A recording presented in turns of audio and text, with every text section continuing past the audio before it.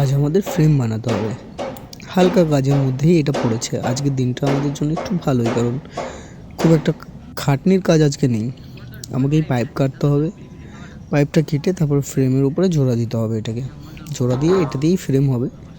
তো আমি কাটার জন্য কাটিং মেশিন নিলাম, গ্রাইন্ডিং মেশিন, কিন্তু কারেন্টটা তখনই চলে গেল। বাস এর জন্য ভাবলাম একটু বসে নিই, রেস্ট করে নিই।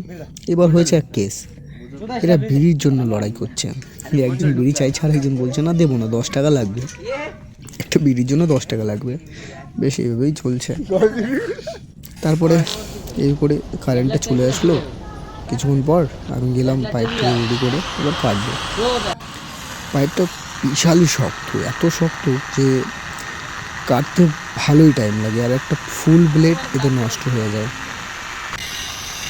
দেখছো কতটা টাইম লাগছে কাটতে, সত্যি বিশাল সময় লাগে। এইটা বেশ হয়ে গেল কাজ। এবার বাড়ি ফেরার পথে, বাড়ি আস্তে আস্তে আমাদের প্রায় রাত হয়ে যায়। আর আজকেও সেম, এখন সন্ধ্যা 6:30 বাজে। আর গাজলে এসে দেখছি গাজলের ট্যাবলো চালু হয়ে গেছে।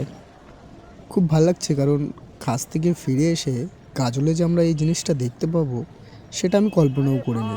আর সবচেয়ে বড় কথা, এরা যা এক একজন সাজিয়েছে, যা ডিটেলস দিয়েছে, এক একটা জিনিসকে যেভাবে তুলে ধরেছে, সত্যি মনোমুগ্ধ করার জিনিস। তো বন্ধুরা, আজ যদি ভিডিওটা ভালো লাগে তাহলে লাইক, কমেন্ট আর সাবস্ক্রাইব অবশ্যই